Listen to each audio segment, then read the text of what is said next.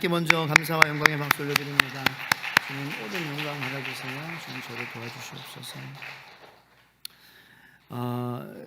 그 예배도 그렇고 우리의 삶은 이렇게 흐름이 있어야 됩니다. 흐름이 끊기면은 이제 좀 맥이 끊긴다고 하나요? 힘이 빠지게 되죠. 그래서 우리 신앙생활도 마찬가지고요, 예배도 마찬가지고요, 또 주님 안에서 관계도 마찬가지고요. 그 흐름을 잘 타야 돼요. 네. 우리 이 모든 부서들 다 이렇게 열심히 해주셔서 너무 감사드리고, 방송부도 또 이렇게 많이 이렇게 수고 많이 하시고, 시스템도 그렇고 여러 가지 하드웨어도 그렇고 도움을 많이 이렇게 받습니다. 제가 너무 감사드려요. 근데 이제 우리가 다 어떤 그런 흐름, 그 흐름에 대해서 이제 이야기를 꺼낸 이유는 잘하고 계신데 이제 PPT 가사가 조금 넘어갈 때에 조금 이렇게 빨리 넘어갔으면 좋겠다는 생각을 했어요. 저는. 여러분도 어떻게 생각하시죠? 특별히 우리가 잘 모르는 노래일 경우에는 예를 들어서 내 영혼이 확정되고 확정되어 싸우니, 그리고 이제 넘어가잖아요. 그러면은 내 영혼이 확정되고 이때 넘겨도 되는 거예요. 그 마지막 남겨두고. 왜냐하면 이미 확정되어 이미 알거든요. 근데 이제 빠른 곡은요, 이게 조금 이게 늦어질 때에는 더 막 예를 들어서 내 영혼이 이렇게 들어가는 거예요. 빨리 안 넘어가면은, 빠른 곡은 빨리 불러야 되기 때문에 더 빨리, 그래서 내가 생각하는 것보다 조금 빨리, 그리고 이미 마지막 이 프레이즈가, 마지막 구가 눈에 딱 들어오면은 그때 넘겨도 돼요. 네. 그래서 이 흐름, 그래서 찬양하는 흐름, 특별히 모르는 찬양 우리가 할 수도 있는데, 모르는 찬양을 할 때에 모르는 찬양 했다고 최전 전도사님한테 왜 그런 거 선곡했어 막 이렇게 하면 안 되잖아요, 그죠? 찬양 하나님이 세우신 찬양 인도자가 그렇게 했는데, 그럼 우리는 최선을 다해서 그걸 잘 부르면 되는 거예요. 근데 그 부를 수 있도록 이게 또 흐름을 도와주면 좋다, 라는 거죠. 그래서 그게 예배, 그게 서로 이렇게 돕는, 서로 채우는. 제가 지난주에 말씀드렸다시피 하나님께서 그 이미지를 계속 보여주시는 건, 뭔가 이렇게 우리 교회가 너무 아름답고 하는데 안에 계속 뭔가 이렇게 조금씩 새는 게 있어. 그러면은 이제 그걸 어떻게 하면 되느냐? 아주 간단해요. 주님, 내가 가서 땜빵으로 막겠습니다라고 한 사람이 가서 막으면 안 새는 거예요. 네, 아주 간단한 문제예요. 내가 가서 거기 방수하겠습니다. 내가 가서 거기 막겠습니다. 내 머리로, 내 몸으로 막겠습니다. 그러면 문제 해결되는 거예요. 대단한 문제가 아니에요. 그래서 예배도 그러한 부분에 이렇게 서로 내가 가서 맡겠습니다. 내가 가서 땜빵이 되겠습니다. 내가 가서 주님 방패가 되겠습니다. 이렇게 하면은 교회에 새는 곳이, 은혜가 새는 곳이 없어지는 거예요. 할렐루야. 그것이 성숙한 저는 믿음의 공동체라고 생각해요. 그렇다고 우리 주의 소망교회가 이제 지금 성숙을 완전히 이루지 않았죠. 그리고 100% 성숙은 사실 없습니다. 하지만 성숙의 단계를 거쳐가야 되는 거죠. 그래서 처음에는 저거 누가 할까 이거 할까 이렇게 눈치 보고 서로 눈치 게임 하는 것처럼 그렇게 하지만, 이제는 6년 7년 8년 우리 기도하는 것은 그냥 그런 생각하지 않고 내가 가서 막는 거예요. 내가 가서. 그러니까 누가 보든지 먼저 본 사람이 가서 관계에서든지 어떤 사역에서든지 막아주면은요, 해결되는 거예요. 아주 간단한 문제인 거예요. 그래서 그런 흐름이 중요하다. 예배도 흐름, 삶도 흐름, 연속적으로 계속. 그래서 그런 말이 있어요. 하나님께서 창조하신 것 중에 직선은 없어요. 다 곡선입니다. 다 곡선이에요. 이렇게 흘러가는 거예요. 네. 하나님이 창조하신 것 중에 직선은 없어요. 그래서 그 흐름을 우리가 놓치지 않게, 그래서 늘 말씀과 기도로 주님과 연결되어 있어야 된다는 거예요. 이 흐름이 중요하다라고 생각하는 사람은요, 시간이 없어서 말씀을 못 본다, 시간이 없으면 귀에 꽂고 다닙니다. 요즘은 다 편해가지고 이어폰도요 무선이에요. 무선, 블루투스예요, 와이어레스예요. 선이 없어요. 그런 편의가 우리에도 있음에도 불구하고 이게 묵상하는 게 힘들어요. 그 힘든 것은 그 흐름을 이해를 못하기 때문에. 흐름이 끊기는 신앙생활 하다 보면은 자꾸 힘들어지고 눈에 걸리는 것들이 많아지는 거예요. 그리고 내가 흐름을 끊는 사람이 될 수도 있어요.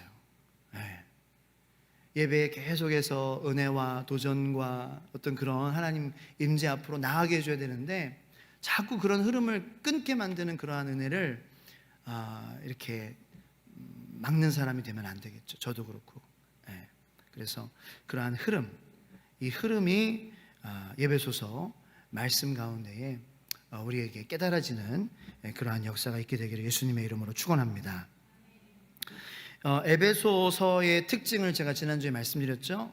사도 바울이 감옥에서 쓴 편지지만 어떤 에베소 교회에게 보낸 편지라고 할지라도 그 특정한 문제에 대해서 언급을 한 편지는 아니었어요. 그냥 그런 이야기는 하지 않습니다. 어떤 특정한 교회 문제가 있다, 이러한 문제 때문에 교회가 지금 분열이 있고 그래서 고린도 전후서처럼 그렇게 하지는 않죠.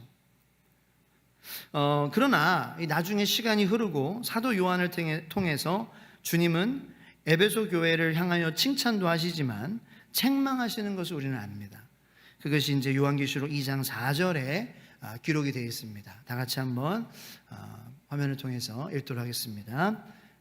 요한계시록 2장 4절 시작. 그러나 너를 책망할 것이 있나니 너의 처음 사랑을 버렸느니라. 아멘.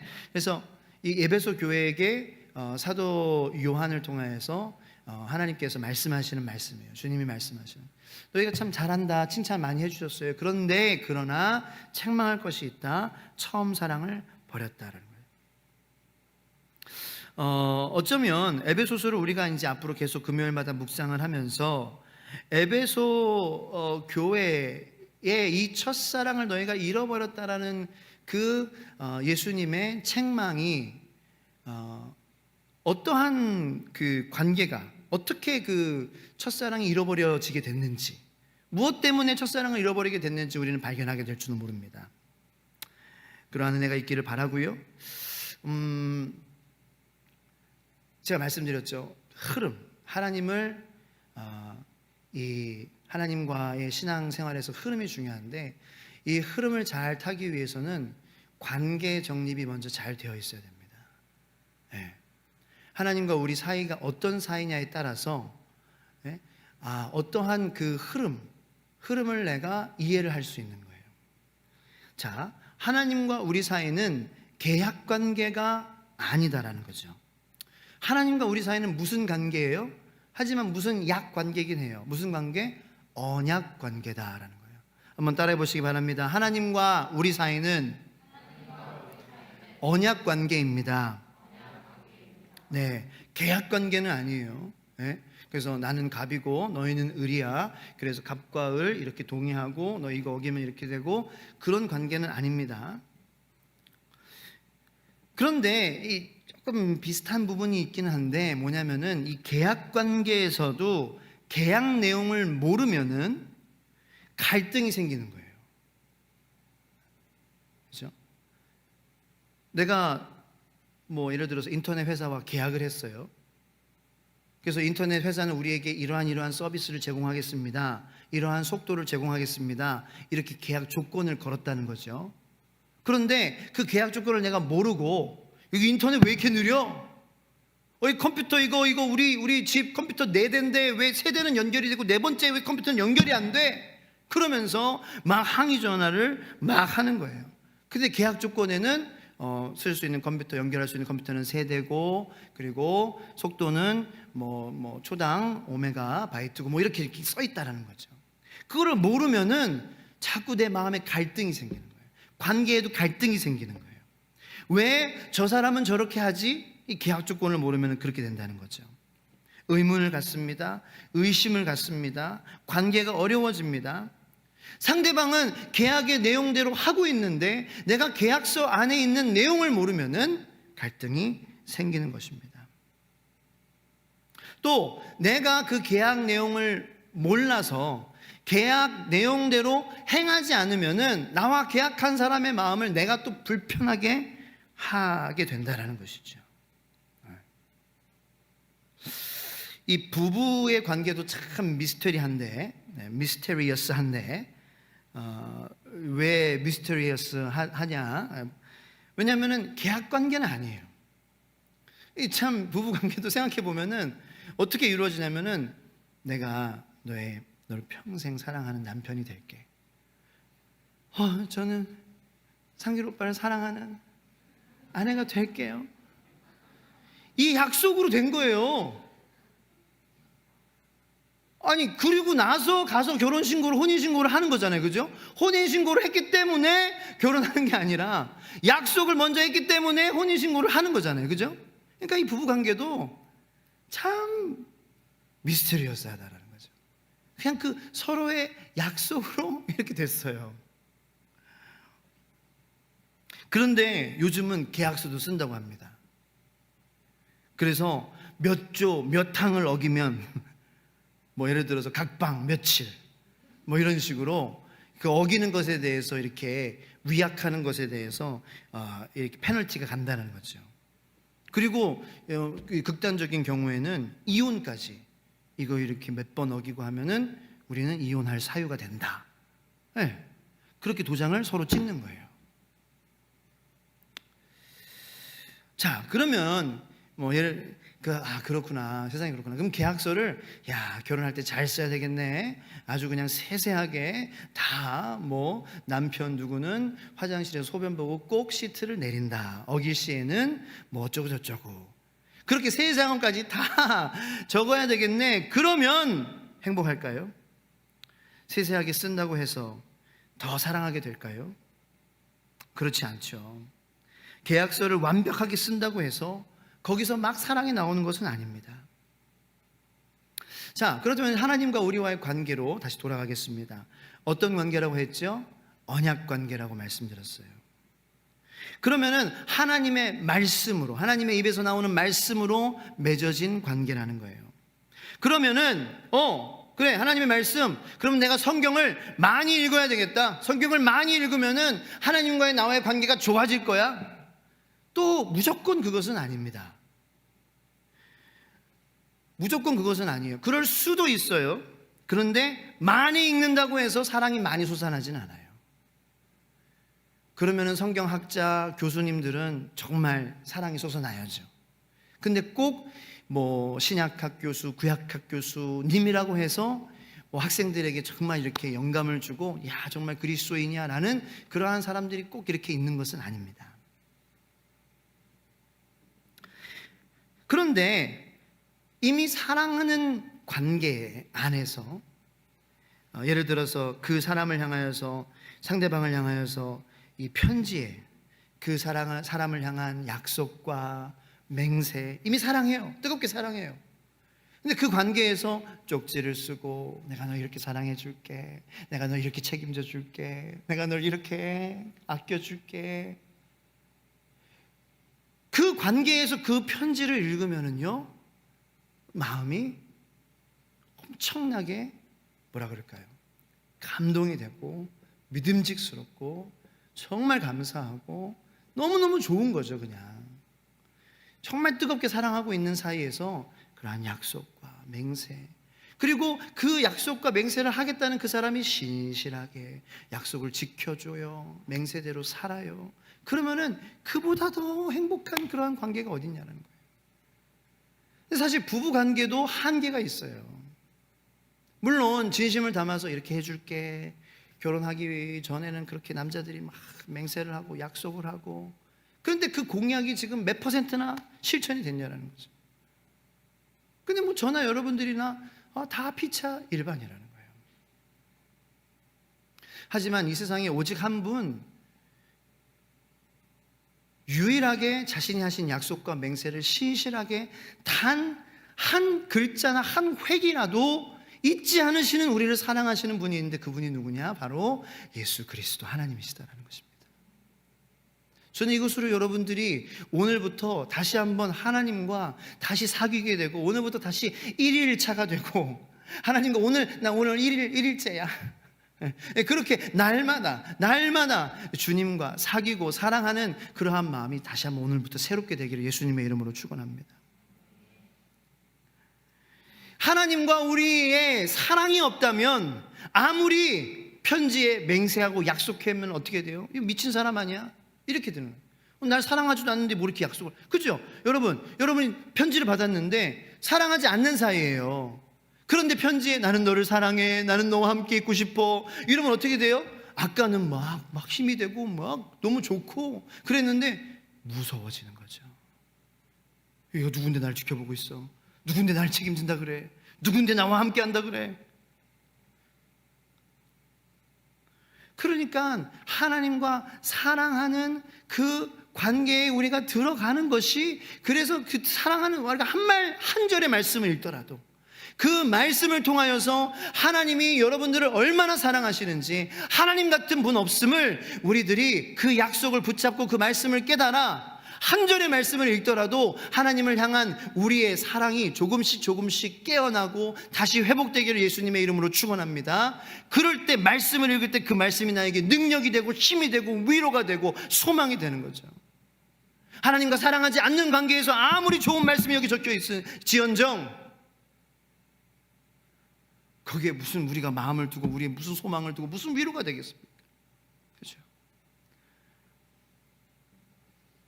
하지만 그 반대로 우리의 마음을 먹어서 사랑하는 건 아니지만 하나님의 말씀으로 하나님이 어떠한 분이신지, 예수님이 어떠한 분이신지, 하나님이 왜 아들 독생자를 보내주셨는지, 그 아들이 무엇을 위해서 사셨는지, 그래서 죽으셨는지, 부활하셨는지, 다시 오실 것이라고 약속하시고 성령을 우리에게 부어주시는 약속을 성취하신지 이것을 안다면 그 기본적인 기독교의 그 진리만으로도 그것만으로 다 아는 사실이잖아요.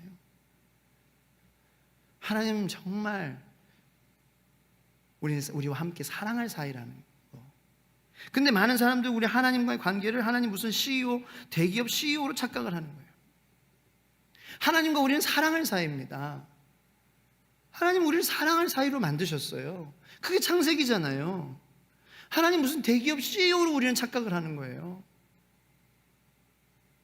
계약관계가 아닙니다. 사랑할 사이로 하나님 우리를 창조해 주셨습니다. 거기서 시작을 해라는 거예요. 에베소서는 거기서 시작을 하자.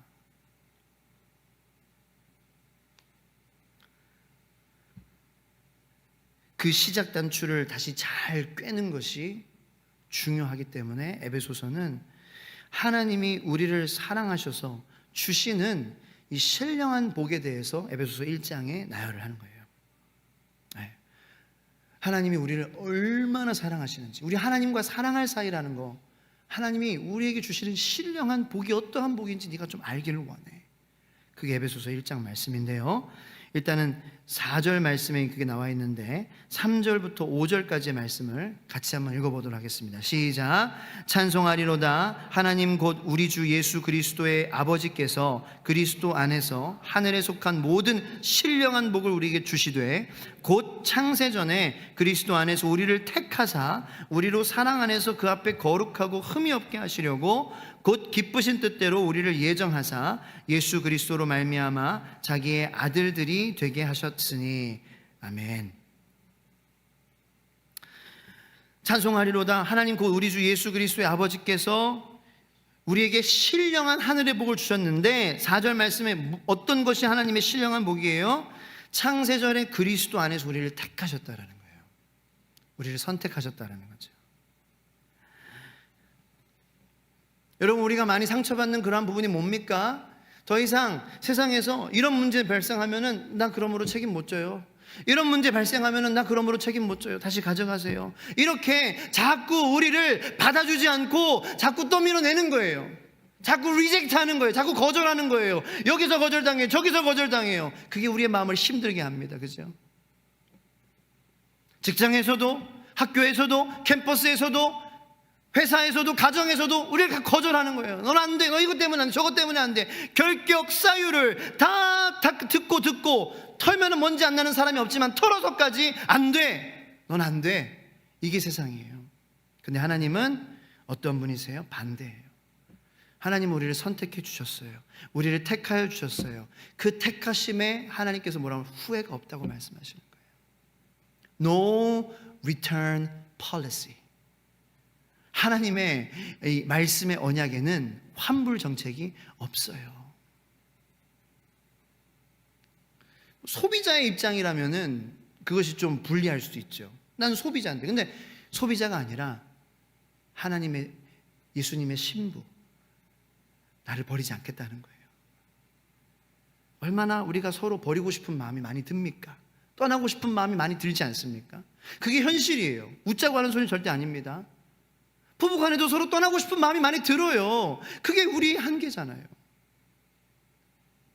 다시 환불하고 싶어요. 그게 우리의 한계잖아요. 근데 예수님 우리의 신랑이시고 우리의 하나님, 우리의 유일한 신 이시고 우리의 스승 되시고 우리의 친구 되시는데 No return policy, 내가 선택한 너는 어떠한 일이 있어도 내가 물리지 않겠다라는 거예요. 세상에서 이리 치이고 저리 치이고. 근데 이 하나님의 택하심의 복을 모른다면 얼마나 마음이 힘들고 방황할까요? 얼마나 다른 곳에서 나를 받아주기를 원하는 그러한 마음에 여기저기 나를 받아주는 곳에 막 이렇게 막 가잖아요, 사람들이. 근데 그런 세상에 받아주는 곳에 또 가더라도 거기서는 뭐예요? 또 단물 빨아먹고 버려버리는 게 세상이에요. 하나님이 주시는 신령한 복은 하나님께서 창세 전에 그리스도 안에서 우리를 택하셨다라는 거예요. 그리고 절대로 결격 사유가 많은 우리들이지만 하나님은 절대로 우리를 포기하지 않으시고 다른 사람이 대체할 수 없어, 너의 대체자는 없어 말씀하시는 게 신령한 복인 줄 깨닫고 그것을 붙잡고 그것이 여러분들의 삶을 이끌어가는 능력이 되기를 예수님의 이름으로 축원합니다. 하나님이 우리를 왜 그렇게 택하셨습니까? 4절 말씀의 후반절에 보면은 우리를 택하사 우리로 사랑 안에서 그 앞에 거룩하고 흠이 없게 하시려고 라는 거죠. 하나님께서 우리에게 주시는 또 다른 신령한 복은 무엇입니까? 우리를 택하셔서 구원하시는 것뿐만 아니라 우리를 택하셔서 어떠한 일이 있더라도 그 사랑 안에서 그분 앞에서 거룩하고 흠이 없게 하시는 것이, 그것이 하나님께서 우리에게 예비하신 신령한 복이라는 거예요. 구원이 다가 아니라는 거죠. 구원받았다, 그것이 끝이 아니라는 거예요. 그 앞에 그의 사랑 안에서 거룩해지는 거예요. 흠이 없어지는 거예요. 그것이 하나님께서 우리에게 주시는 신령한 복입니다.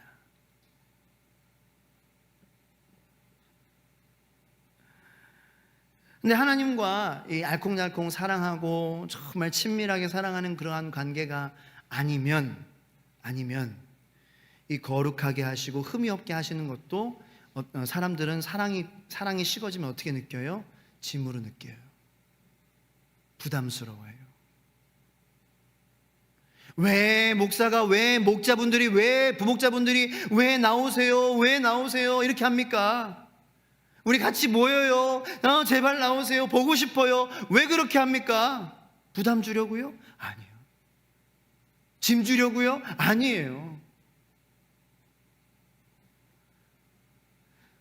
하나님께서 만지시고 하나님께서 붙잡아 주셔서 하나님의 약속에 이끌려서 구원받은 당신, 하나님의 복받은 당신, 선택받은 당신, 계속해서 그 복을 누리시기를 원합니다. 하나님께서 만져가시고 거룩하게 하시고 흠이 없는 그러한 복받은 자녀로 살아가기를 원합니다. 그 마음에서 오라고 하는 거예요.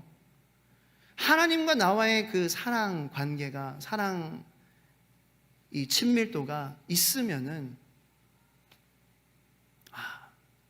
고맙죠. 그게 감사하게 느껴져요. 근데 하나님과 사랑하는 마음이 떨어지면 오세요, 부담해, 왜 오라가라는 거예요?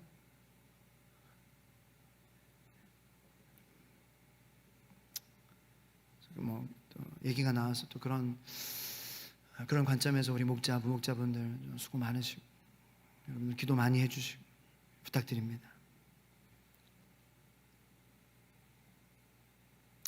자, 그리고 또 하나님이 주시는 신령한 복은 뭐냐? 죄사함의 복이다라는 것입니다. 죄사함의 복. 7절 말씀 다 같이 읽겠습니다. 시작. 우리는 그리스도 안에서 그의 은혜의 풍성함을 따라 그의 피로 말미암아 속량 곧 죄사함을 받았느니라. 이렇게 사도 바울이 하늘의 신령한 복을 얘기하면 죄사함의 복을 얘기하는 거예요. 여러분, 죄사함의 복, 하나님은 오늘 히브리서 말씀 우리가 묵상했죠. 모세의 성막에 대해서 묵상했습니다.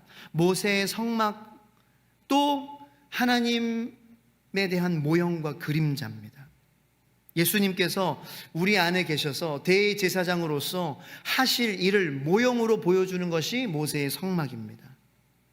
자, 하나님의 임재가 있는 지성소, 가장 거룩한 그곳에 언약궤가 있다고 말씀드렸습니다. 그 언약궤 안에 세 가지가 있는데 뭐예요? 첫 번째로 만나, 금 항아리에 둔 만나. 두 번째로 아론의 쌍난 지팡이. 세 번째로 십계명이 적힌 돌판이 있다고 말씀드렸습니다. 그 세 가지가 의미하는 것은 뭐예요? 물론 하나님의 공급하심이에요. 하나님의 섭리예요. 하나님의 말씀의 권위예요. 그것을 의미하지만 사실 그것은 이스라엘 백성들의 하나님의 공급하심에도 불구하고 불평하는 마음이었습니다. 하나님의 권위에 대적하는 마음이었습니다. 그리고 하나님의 말씀대로 살지 못하는 불신앙이었습니다. 그것을 의미하는 거예요. 근데 그것을 왜 언약궤 안에 둡니까? 그것을 왜 지성소 하나님의 임재가 있는 곳에 꽁꽁 싸매 둡니까?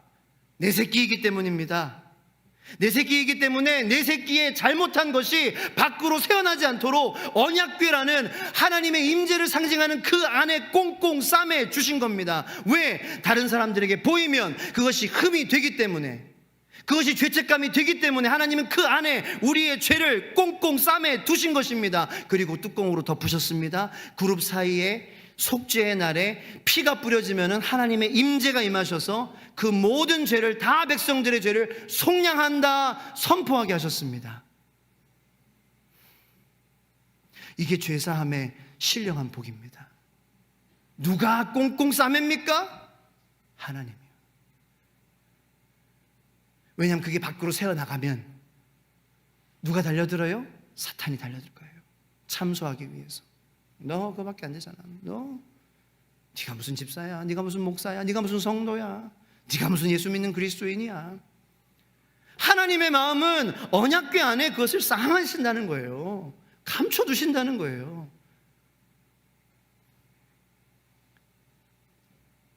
그런 분이 이 세상에 어디 있어요? 우리 영적 부모님 하나님이잖아요.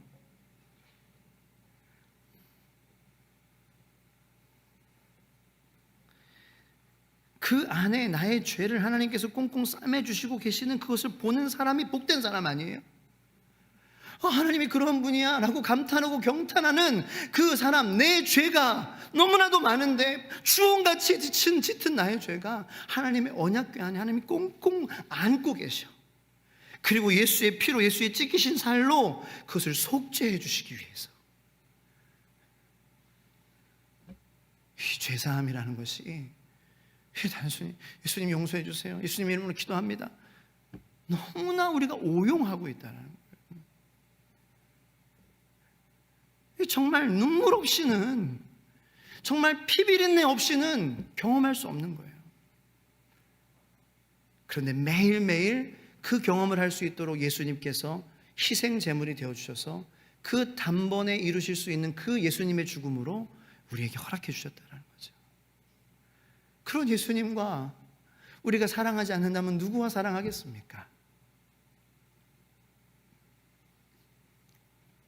죄사함의 복이 큰 복임을 깨달으시는 그러한 복이 여러분들에게 있기를 축원합니다. 마지막으로 이제 인치심에 대해서 얘기하고 이제 마치도록 기도하겠습니다. 인치심의 복이 있습니다. 하나님이 주시는 신령한 복입니다. 저는 이렇게 미국에 청소년부터 27살까지 한 10년 정도 이민 생활하면서 여러 가지 재밌는 경험을 많이 했는데요. 그 중에 하나가 쇼핑하는 경험이었는데, 어떠한 쇼핑이었냐면은 레이어웨이라는 가게가 있습니다. 화면 한번 보여주시면, 레이어웨이가 뭐냐면은요, 사전을 찾아보시면은 명사로 이 상품 예약 구입 제도인데, 뭐 가전제품 가게도 그럴 수도 있고 뭐 다양한 거 다 팝니다. 잡화점에서 이 레이어웨이라는 그러한 제도를 도입한 가게들이 많아요.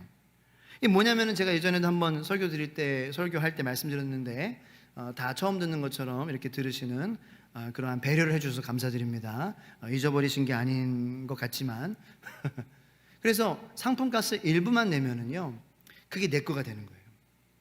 그 전시 뭐라 그럴까요?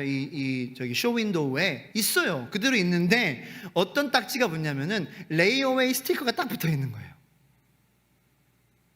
그러면 이제 지나가면서 저 상품 내가 어저께 내가 봤는데 내가 오늘 하려고 그랬는데 오늘 아침에 누가 했네. 아쉬운 거죠.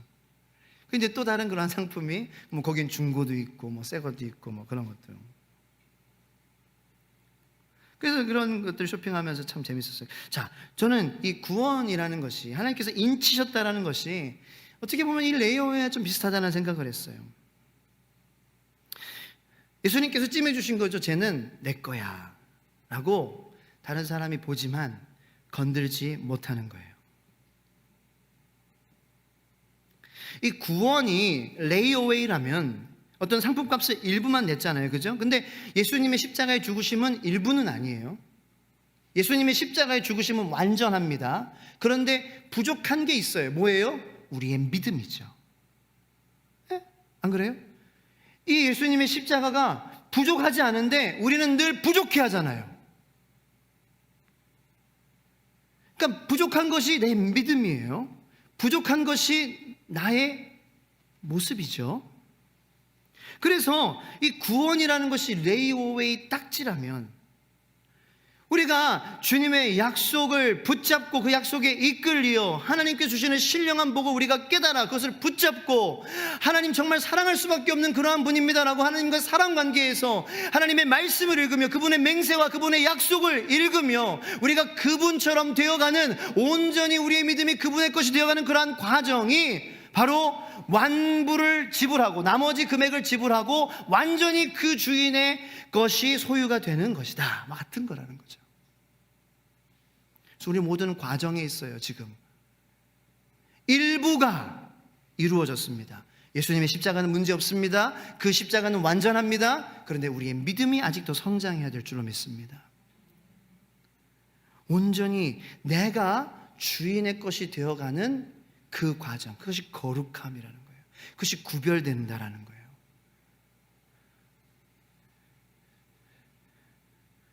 그래서 내 생각 패턴이 달라지고 내 마음이 달라지고 내 가치관이 달라지고 내 말투가 달라지고 내 관심사가 달라지고 나의 삶의 어떤 루틴이 달라지는 거죠. 그런데 참 저도요, 나쁜 사람이라는 게 왜 느껴지냐면은 그 레이어웨이 가게 가잖아요. 그런데 제 눈에 이 물건, 눈길이 가는 물건들은 어떠한 물건일까요? 임자 있는 물건들이 눈에 가요. 이상해요. 그러면서 막 저거 내 건데 돈이 없어서 하면서 부모님이 용돈을 안 주셔서 그런 생각도 하고, 이 제 눈에 들어오는 거는 레이어웨이 딱지가 붙어 있는 거라는 거예요. 참 신기해요. 남의 떡이 우리 속담에도 더 좋아 보인다. 주인 없는 물건이 아닌 이 주인 있는 물건이 더 좋아 보이는 거예요. 나쁜 마음이죠? 여러분, 저는 묵상하면서 여러분들에게 이런 말씀을 드리고 싶어요. 인치심을 받았다라는 거. 하나님이 얘는 내 거야, 얘는 주인이 있어. 여러분들에게 너희 주인은 나야, 그리고 제 주인은 나야. 하나님께서 이렇게 말씀하시잖아요. 그래서 그 하나님 나의 주인 되시는 그것을 통하여서, 관계를 통하여서 사랑하고 말씀의 능력을 받고 누리고, 그렇지만 동시에 또 뭐가 있냐? 사탄이 우리를 타겟으로 삼는 거예요. 제 하나님이 주인이네? 눈이 가는 거죠. 나쁜 마음으로. 나 하나님 주인으로 모시는 내가 주인으로 되고 싶어. 아니, 그냥 쟤를 주인으로 모시고 살게 하고 싶어. 주인이 바뀌게 하고 싶어. 이런 마음이 사탄의 마음이라는 거예요. 하나님을 주인으로 모시고 살아가는 그것을 아주 질투하는 존재, 마귀 사탄이라는 것이죠. 거기서 끌어내리려고 내가 주인 삼은 하나님을 내려놓고 수많은 것들과 내 자신을 주인 삼게 하려고 사탄은 방해하기 시작한다는 것입니다. 그것이 하늘의 신령한 인치심의 복을 받은 자에게 저는 있는 영적 전쟁이라고 생각합니다.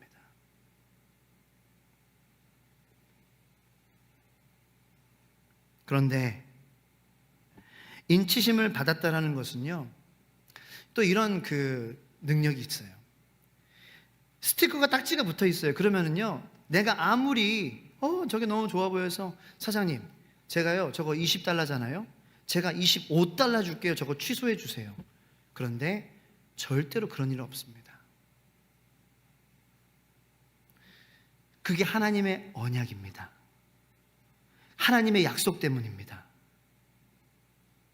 그래서 로마서 8장에 천사도, 세상의 권력자도, 왕들도 우리 주 예수 그리스도의 사랑으로부터 우리를 끊을 수가 없다라는 거예요. 어찌 하나님을 사랑하지 않을 수 없어요? 있어요? 어찌 하나님이 매력 없다고, 어찌 하나님이 우리의 부담이라고, 어찌 하나님의 탓이라고 우리가 할 수 있겠어요?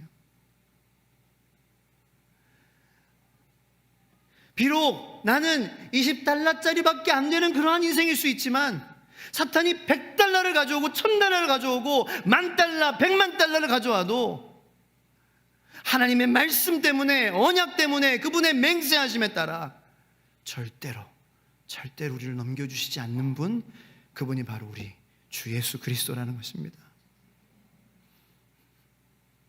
그분과 어찌 사랑하는 관계가 아니라고 할 수 있겠습니까?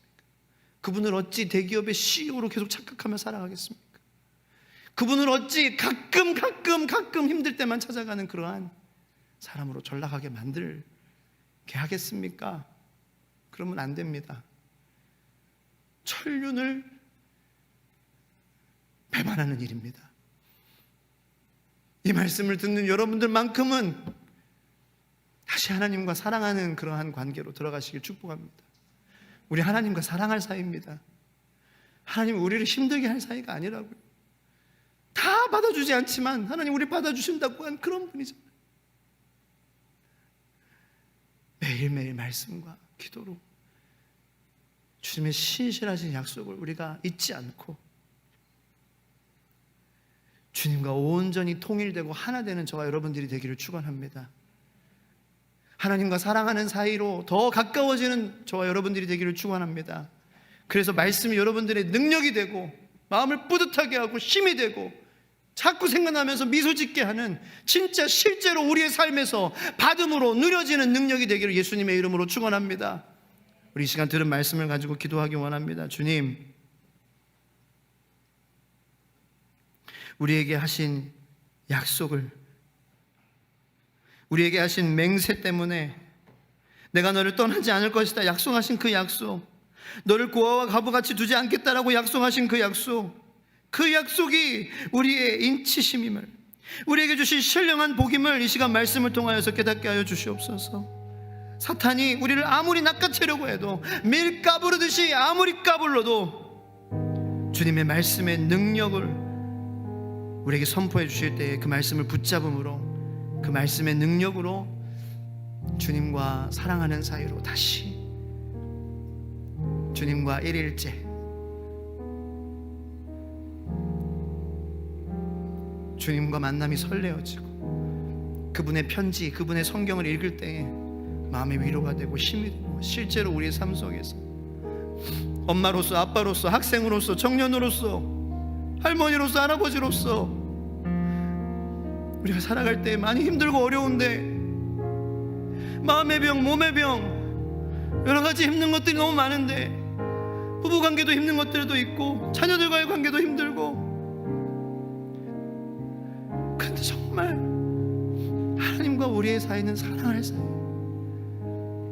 그 하나님과 사랑하는 사이가 회복이 돼서 그 모든 우리에게 주어진 그 일들 하나님의 약속의 말씀으로 우리가 이끌려서 우리 성도님들 뚜벅뚜벅 그렇게 주님의 것으로 계속해서 주님의 것으로 온전히 되는 복을 누리게 하여 주시옵소서.